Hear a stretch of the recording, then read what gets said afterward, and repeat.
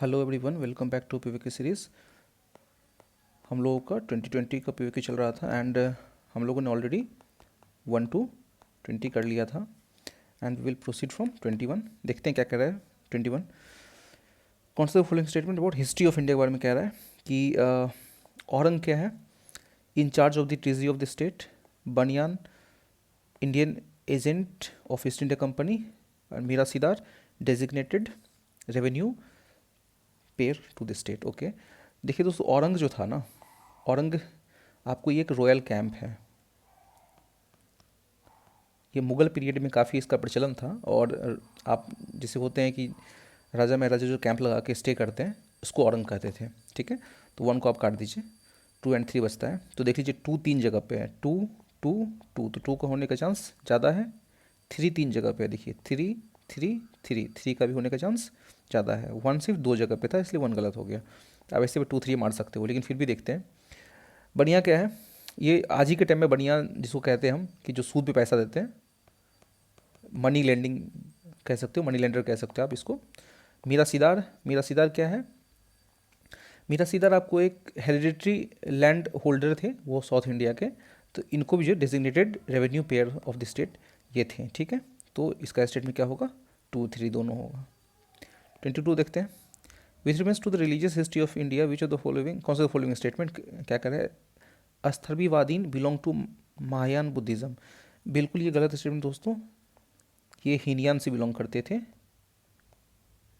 और जब ऐसे स्टेटमेंट दे ना, अस्थर्वीवादीन बिलोंग टू महायान बुद्धिज़्म, मतलब ये डायरेक्ट स्टेटमेंट और आपको ये फैक्ट दे दिया महायान या हीनयान, तो चांसेस गलत होने के ज़्यादा ज़्यादा होते हैं। Lokottaravadin sect an offshoot of the Mahasanghika sect of Buddhism. ठीक है, deification of the Buddha by the Mahasanghika foster the Mahayana Buddhism. तो ये बिल्कुल दोस्तों, ये दोनों स्टेटमेंट सही है, ये वाला आपको गलत पड़ेगा। और अस्थर्यवादीन ये ध्यान रखिएगा, एक आपको हीनयान का पड़ेगा। और लोकवादीन ये जो सेक्ट है ना, ये आपको महायान बुद्धिज़्म का एक सेक्ट में से ये भी सेक्ट आपको देखने को मिलेगा। लेकिन ये जो है अस्थर्यवादीन से लोकवादीन, ये जो है आपको थोड़ा डिफरेंट है, थोड़ा अलग है, अपोजिट है। ठीक है, इसका स्टेटमेंट क्या होगा? 2 and 3 होगा। ऐसे ये टफ क्वेश्चन था दोस्तों, दिस वॉज टफ क्वेश्चन। आप इसका स्किप कर, किसी भी टेक्स्ट बुक में आपको ये नॉर्मली देखने को नहीं मिलता है। अब यहाँ देखते हैं, which of the following statement correctly explain the impact of industrial revolution in India during the first half of the 19th century. Okay, first half of the 19th century मतलब ये होता है कि 1800 से लेकर के 1850 तक। ठीक है, इसमें कौन सा मतलब इंडस्ट्रियल रिवोल्यूशन का इम्पैक्ट क्या पड़ा था? इंडियन हैंडीक्राफ्ट बर्बाद कर दिए गए थे। ठीक है, मशीन जो है इंट्रोड्यूस किया गया था in Indian textile industry in large number. अच्छा, मशीन इंट्रोड्यूस किया गया था। ठीक है, रेलवे लाइन जो है वो भारत के सभी मतलब एरिया में बनाया गया था। ठीक है, heavy duties were imposed on British manufacture, import और ब्रिटिश। ठीक, हैवी ड्यूटीज़ जो है वो इम्पोर्ट पे, मतलब ब्रिटिश मैन्युफैक्चर का जो इम्पोर्ट आता था लंदन से, उस पर नहीं लगता था। मशीन जो है इंट्रोड्यूस नहीं किया गया था। रेलवे लाइन आपको देखने को मिलेगा, ये डलहौजी लाते हैं, 1850 के बाद ही आता है ये। ठीक है, तो इसका बेस्ट आंसर क्या होगा? इंडियन हैंडीक्राफ्ट जो है वो रून कर दिए गए थे, बर्बाद कर दिए गए थे। इसका बेस्ट आंसर यही है। 24। अब इसमें कह रहा है कि इसमें क्रोनोलॉजी सेट करो कि कौन सा स्टेटमेंट जो है, मतलब कौन सा जो है पहले इवेंट से बाद के इवेंट तक हुआ है। तो पहला कौन सा हुआ? देखिए, पल्लवा जो है, स्टेटमेंट पल्लवा, ये आपको 17th सेंचुरी में दिखेगा। ठीक है, और आपको चोला जो है, चोला आपको दिखेगा 9 से 10th में, क्योंकि राजा राजा ने बनाया था एक मंदिर बृहदेश्वर टेम्पल, उससे आप याद कर सकते हो। पाला डायनेस्टी ये जो है आपको पड़ेगा 750 CE। और establishment of rise of Pratihara king, Pratihara जो है इसके बाद ही आते हैं ये। प्रतिहार अराउंड ये आते हैं आपको 836 से लेकर के 836 या कह लो कि इसके बाद ही आते हैं ये। तो इसका आंसर क्या होगा? 2 4 1 and 3। 2 4 1 3 किसमें? सी। ठीक है, 25 देखते हैं। हुंडी किसको कहते थे दोस्तों? हुंडी जो है आपको पोस्ट हर्ष टाइम में क्या कहता था? एक बिल ऑफ एक्सचेंज था, बिल ऑफ एक्सचेंज था। ये हुंडी का इस्तेमाल आज भी जो है वो आप देखोगे, तिरुपति टेम्पल जाओगे ना, तिरुपति टेम्पल कहाँ पे है? तिरुमाला आंध्र प्रदेश में पड़ेगा। तो वहाँ भी आज जहाँ ऐसे जो रखा हुआ है ना पेटी, जब पैसा डालने वाला, तो उस पर हुंडी लिखा होता है। हुंडी। अगर आप गए होगे तो फिर आपको वहाँ से याद आएगा तो फिर आप बना सकते हो, नहीं तो आप स्किप कर सकते हो। 26 देखते हैं, देसर कथा कब लिखा गया था दोस्तों? ये 1904 में लिखा गया था। अब इसको स्टेटमेंट क्या कह रहा है कि सखाराम देवस्कर ने इस किताब को लिखा है, देसर कथा को लिखा है। अब इसके बारे में कौन सा स्टेटमेंट सही है? फ्रीडम स्ट्रगल के समय ये किताब लिखा गया, ठीक है।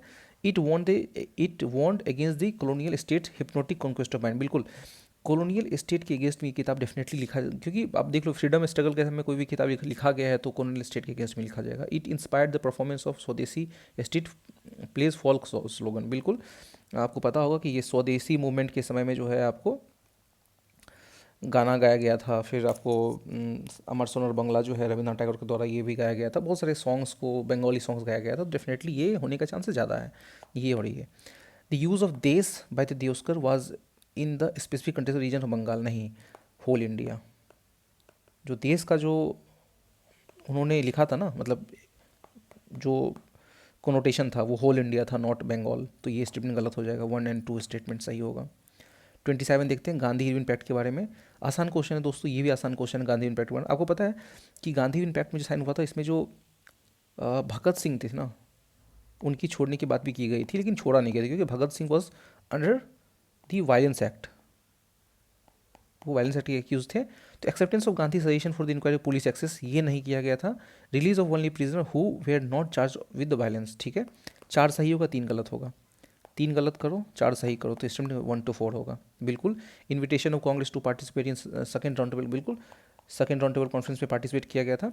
विड्रॉल ऑफ ऑर्डिनेंस से promulgated connection with the civil डिसोल्यूशनमेंट, ये बिल्कुल आपको जो है, अगर आप इस मतलब कि ये गांधी यूनिवर्सिटी के बाद क्या हुआ था, जो CDM चल रहा था उसमें, तो उसको गांधी जी ने कुछ देर के लिए रोक दिया था। तो 1 to 4 इसका स्टेटमेंट होगा। 28 देखते हैं, वित्थल विध्वंसक किसने लिखा है? अब देखिए इसमें सबसे भारी नाम जो है ना, कौन सा है? ज्योतिबा फुले, महात्मा गांधी, भीमराव अम्बेडकर। तो कौन सा है? गोपाल बाबा वलंकार। तो इन्होंने ही ये वित्थल विध्वंसक लिखा था। और इसको आप रट सकते हो क्योंकि ये फिर मतलब आगे भी एग्ज़ाम में आपको ये मिल सकता है, ठीक है। 29 देखते हैं, कुलीवप और दुर्वप, ये गुप्ता पीरियड के टाइम में ये वर्ड इस्तेमाल काफ़ी होता था। इसका काम था मेजरमेंट ऑफ लैंड। क्या था? Measurement of land. 30 देखते हैं, इसमें ये कह रहा है कि अब इसमें कह रहा है कि अशोक, समुद्रगुप्त मौर्य, समुद्रगुप्त सॉरी, हर्षवर्धन और कृष्णदेव राय। तो ये चारों में से ये स्टेटमेंट किसने दिया है? तो whoever praises his religious sect or blames other sect of out of excessive devotion his own sect with the view of glorifying his own sect, he rather injures his own sect or very severely। मतलब ये कह रहा है कि अगर आप अपने sect से बहुत प्यार करते हो और दूसरे सेक्ट को फिर आप गलत गलत कहते हो, ब्लेम करते हो, तो फिर आप कुछ नहीं कर रहे हो, बल्कि आप ही rather injures his own sect very severely, वो अपने ही सेक्ट को गाली दे रहा है। तो ये कौन, किसने कहा था? आप ऐसे भी अनुमान लगा सकते हो, ये मतलब बुद्धिज़्म के प्रोपोगेशन के लिए अशोकों ने बहुत कुछ किया था। और इसमें बेस्ट अशोका ही लगेगा ना, क्योंकि उन्होंने बुद्धिज़्म के बारे में जितना भी कुछ कहा और जितना भी कुछ किया, तो उससे लगता है कि ये स्टेटमेंट वो दे सकते हैं। और जो भी हैं वो किसी रिलीजन्स को लेके इतने भी अशोका जैसे मोहब्बत वो मतलब उस तरीके का नहीं रहा। तो आप ये स्टेटमेंट कर सकते हो। 31 पारामिताज को लेके ये बोल रहा है। क्या है दोस्तों पारामिताज? ये एक वर्ड है जो आपको फ़िलहाल मतलब कि आपको बुक में मिल जाएगा, जैसे कि नितिन सिखाना में ये आपको मिल जाएगा। तो ये जो है आपको बुद्धिज़्म से रिलेटेड है, बुद्धिज़्म से ये आपको रिलेटेड है, तो आप इसको ध्यान में रख सकते हो, ठीक है। तो पारामिता क्या है? आपको कुछ नहीं है, देखिए यहाँ पर बुद्धिज़्म कहाँ पे आ जाएगा, तो perfection whose attainment led to the Bodhisattva path. क्या होगा? पारामिता का मतलब perfections whose attainment led to the Bodhisattva path. तो ये आपको ये बेस्ट है। 32 देखते हैं, रखमबाई केस 1884। इसको स्किप कर सकते हो दोस्त, ये एकदम टफ क्वेश्चन है। इसका जो आंसर होगा, अब ये रखमबाई केस 1884 जो है, ये इसका आंसर होगा 2 और 3, age of consent and restitution of conjugal right. ऐसे स्किप कर दीजिए, ऐसे क्वेश्चन को नहीं बनाना चाहिए। इंडिगो कल्टीवेशन को लेकर के India decline by the beginning of 20th century because of. अच्छा, इंडिगो कल्टीवेशन जो है 20th सेंचुरी के स्टार्टिंग में डिक्लाइन कर गया था, रीज़न क्या था? अच्छा, रीज़न ये था दोस्तों, मैं आपको बता देता हूँ कि 1856 में क्या हुआ था कि ब्रिटिश केमिस्ट थे, मतलब वो कह लो कि केमिस्ट्री थे, मतलब कि वो केमिस्ट्री से वो रिएक्शन करते थे। विलियम विलियम हैवे नाम था उसका, जहाँ तक मुझे नाम है, विलियम हेवे करके कुछ नाम था। इन्होंने क्या किया था कि एक्सीडेंटली एक आर्टिफिशियल डाई क्रिएट कर लिया था, एक्सीडेंटली आर्टिफिशियल डाई क्रिएट कर लिया था। और आर्टिफिशियल डाई इतना आसान था और इतना सस्ता था कि इंडिगो से जो हमारा जो डाई क्रिएट होता था यहाँ से, तो उससे बेहतर वो सस्ता, और मतलब उससे बेहतर वो काम करता था और सस्ता भी था। तो its unprofitability in the world market because of new invention. तो ये विलियम हेवे जो था, उन्होंने 1856 में आर्टिफिशियल डाई, ये 33 का बी होगा आंसर। ठीक है। वेलेस्ले, अगेन वेलेस्ले कब से कब तक थे? 1798 से 1805 तक। इन्होंने फोर्ट विलियम कब बनाया था? 1800 में बनाया था। कहाँ बनाया था? बंगाल में बनाया था। ठीक है। और क्यों बनाया था? काम क्या था इसका? काम था to train civil servant, British civil servant in Indian languages. तो he wanted to train the British civilians for the administrative purpose in India. तो 34 का डी होगा। 35 उलगुलम, बिल्कुल बिरसा मुंडा, आसान क्वेश्चन, स्पेक्ट्रम में आपको दिया हुआ है, स्पेक्ट्रम आप देखेंगे, ये काफ़ी आसान क्वेश्चन है। 36 with reference to the scholar literature of the ancient India, कौन सा फॉलोइंग स्टेटमेंट, कौन सा? Panini which is associated with Pushyamitra Shunga. Pushyamitra Shunga आपको सेकेंड से थर्ड सेंचुरी बीसी में दिखेंगे, बट पाणिनि जो है ना, ये प्री मौर्यन है, मौर्यन है। ये आपको 4th सेंचुरी से आपको 7th सेंचुरी के बीच में इसका, इनका जो है वो हमें पता चलता है कि ये उस वक्त थे। और इन्होंने बुक लिखा था अष्टध्यायी, अष्टध्यायी। ठीक है। अमर सिम्हा एसोसिएटेड विद हर्षवर्धन, नहीं, अमर सिम्हा जो थे ये जेम में आते थे, किसके? चंद्रगुप्त, चंद्रगुप्ता, सॉरी 2 ऐसे ना, चंद्रगुप्त 2। ठीक है, ये गलत हो गया, ये गलत हो गया। कालिदास चंद्रगुप्त 2 फिर बिल्कुल सही है। अमर सिन्हा ने क्या, कौन सा किताब लिखा था? अमरकोश लिखा था। चंद्रगुप्त अभिजम शकुंतलम कालिदास का था। ठीक है, 1 3। अब प्रो न्यूक्लियर ट्रांसफ़र क्या है? अब ये आपको साइंस टेक स्टार्ट हो गया। प्रो न्यूक्लियर ट्रांसफ़र ये था कि दोस्तों एक माइटोकॉन्ड्रियल रिप्लेशन थ्योरी है ना, उससे रिलेटेड है। आप किसी भी जीन को हटा दो तो वहाँ से आपको prevention of mitochondrial disease in offspring, इसका ये होगा। 38 with the present state development artificial intelligence. अब देखिए आर्टिफिशियल इंटेलिजेंस का जो क्या क्या कर सकता है, इसका जो यूपीएससी ने जब आंसर दिया था 2020 में, ये यूपीएससी का ऑफिशियल आंसर की था, ये वाला। बट देख लीजिए, अभी अभी अभी आप इसको अगर बनाएंगे ना तो डेफिनेटली आप क्या मारेंगे? 1 2 3 4 5। क्यों? क्योंकि यूपीएससी ने इसको इसको बोला था कि artificial intelligence can not create meaningful short stories and songs. ठीक है, बट बिल्कुल शॉर्ट स्टोरी क्रिएट कर सकता है, सॉन्ग क्रिएट कर सकता है, electricity consumption industrial bring down कर सकता है। ठीक है, डिजीज डायग्नोसिस कर सकता है, टेक्स्ट टू स्पीच भी कन्वर्ट कर सकता है, वायरलेस ट्रांसमिशन इलेक्ट्रिक एनर्जी भी कर सकता है। तो इसका स्टेटमेंट क्या होगा? अभी के समय में तो 4 होगा, 5 होगा। 39 अब विजिबल लाइट कम्युनिकेशन को से रिलेटेड ये कह रहा है कि वीएलसी यूजेस इलेक्ट्रोमैग्नेटिक स्पेक्ट्रम 375 से 780।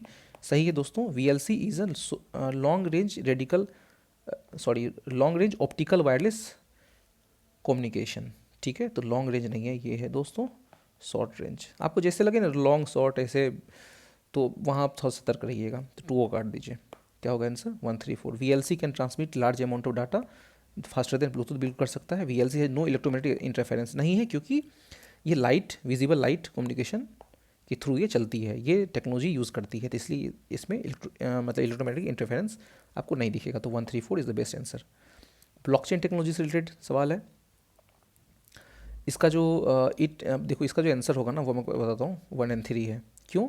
आसान सवाल है। देखिए 2 पढ़िए आप डायरेक्ट, मैं 2 आपको पढ़ाना चाह रहा हूँ।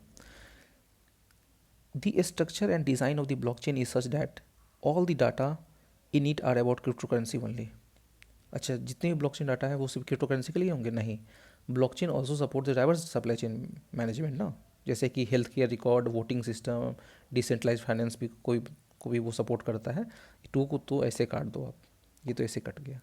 ठीक है, अब तो ये भी सही है। Application that depend on the basic feature of blockchain can be develop without any anybody permission. अब ओपन होता है, ओपन सोर्स है। ठीक है, तो ये 1 and 3 होगा। 1 तो होगा, it is public ledger that every one can inspect, but no है सिंगल यूज़र, इसका कोई नहीं होता, इसको कोई सिंगल कंट्रोलर नहीं होता। तो बिल्कुल ब्लॉकचेन का ये एडवांटेज है 1 and 3। ठीक है दोस्तों, नेक्स्ट क्लास से मिलते हैं हम लोग। Thank you.